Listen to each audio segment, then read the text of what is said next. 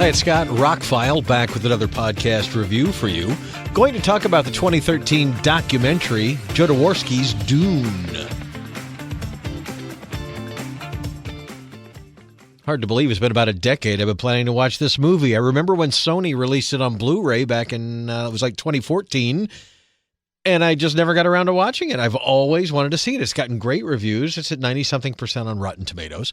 And if you don't know what I'm talking about, Alejandro Jodorowsky is a very interesting artistic director. He made a couple of movies in the 70s that blew people's minds.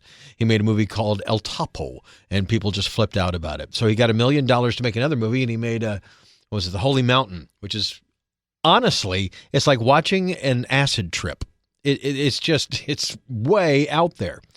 So for his third movie, he wanted to make Dune. He fell in love with the book. He wanted to do his own version of it. He had a great idea. They seemed to get together millions of dollars. They seemed to get together a whole bunch of stars, artists, and more to work on it. And the movie, famously, never got made.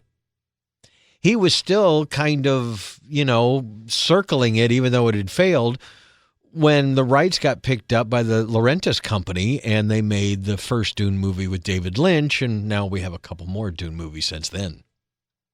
But this would have been the first adaptation of Dune, and as you find out in the documentary, his version is a little bit different than what we would have gotten from David Lynch or from the modern versions of the Dune book. He was basically taking the book and then going off in his own direction with it. The people he chose to work with, some amazing artists. H.R. Giger, before he ever worked on Alien, Chris Foss, and Jean Caron, who did a lot of science fiction stuff, that amazing science fiction artwork of the 70s. He wanted Pink Floyd and Magma to do the two sides. He wanted Pink Floyd to be the music of the Atreides and Magma to be the music of the Harkonnens. He was also talking to Tangerine Dream and Gong and Mike Oldfield, others with Virgin Records that he wanted to get on the soundtrack. He wanted Dan O'Banion for the special effects. He went on to do Silent Running and a whole bunch of other movies. As far as actors, he wanted Salvador Dali, Orson Welles, David Carradine, Mick Jagger, you name it. A lot of these people appear in the documentary as well. Not Mick Jagger, obviously, but some of the others, most of them are still alive. Also in the documentary, they talked to a couple directors, including Nicholas Winding Refn and Richard Stanley, two directors I really like. And Jodorowsky is still alive himself, and he's actually quite literate and interesting to talk to. They have this giant Dune book they created. They spent like $2 million on pre-production. In 1973-75 money. That's a lot of money on pre-production, on hiring artists to draw spaceships that would never get made and costumes that would never get made. He really has. And at the end of the documentary, he basically says he would like to do maybe an animated version of it. He's got this giant book of storyboards. He storyboarded the entire movie out. He knows how it's going to end. He knows every facet of it as much as Denis Villeneuve knows of the current versions of Dune. He really has his finger on, his version of it. I wouldn't say that everybody who loves the Frank Herbert book is going to enjoy his version of Dune if it ever gets made, but it is interesting. And if he could get even half that talent around now to help him work on it, it would be fabulous. I don't know that it would ever happen.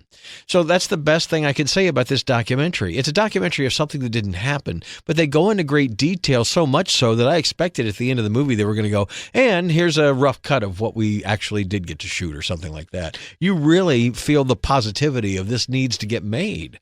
This is a very artistic endeavor with some of the greatest artists on the planet at the time, and he was pulling them in left and right. And people are still being influenced by his vision. They go through a huge montage about 2/3 of the way through the movie to talk about all the science fiction movies that have been influenced. Not just Dune, but things like Flash Gordon and things like that. Emulated the costuming and some of the set design and things like that. Matter of fact, some specific designs of creatures and other things made it into other movies, including some of the early ideas for Alien.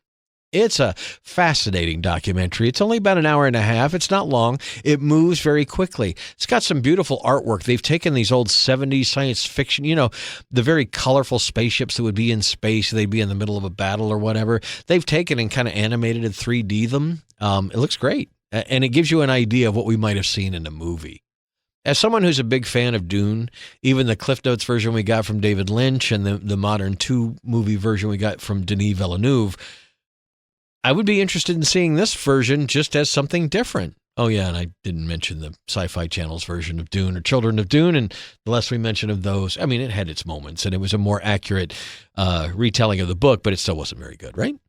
Anyway, Denis Villeneuve has knocked it out of the park, and I'm looking forward to his third Dune. But if you have an interest in 70s filmmaking and creative filmmaking and the possibilities that could have been with Jodorowsky's Dune, highly recommend the documentary. It's available on Blu-ray. I got it on Fandango at Home, which is the old Vudu.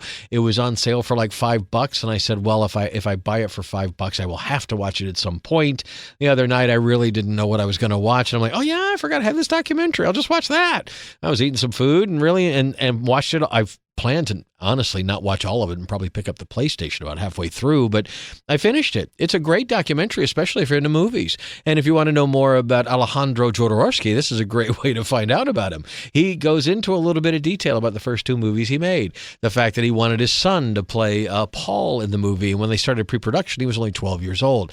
There are some fascinating things in it. For me to tell you more well, why would you watch the documentary? I think Jodorowsky's Dune is one of the best documentaries I've seen in a long time because it's very exciting. It's very fun, and they rotate through the people they talk to quite a bit. They rotate through the different animations and storyboards and other things that were filmed and recorded for it before it ever really got off the ground. It's a great documentary and something you can watch in an hour and a half, and you'll learn something. So anyway, Jodorowsky's Dune is available now. It's been out for about a decade, and it's worth your time and or money if you're so inclined. I'm Scott. I'm ROCKFILE. Next up, we'll be talking about a completely different kind of film, Jason Statham's Beekeeper, The Beekeeper. Stay tuned. I'm Scott. I'm ROCKFILE. Links are below if you want to support the channel. Have a great day.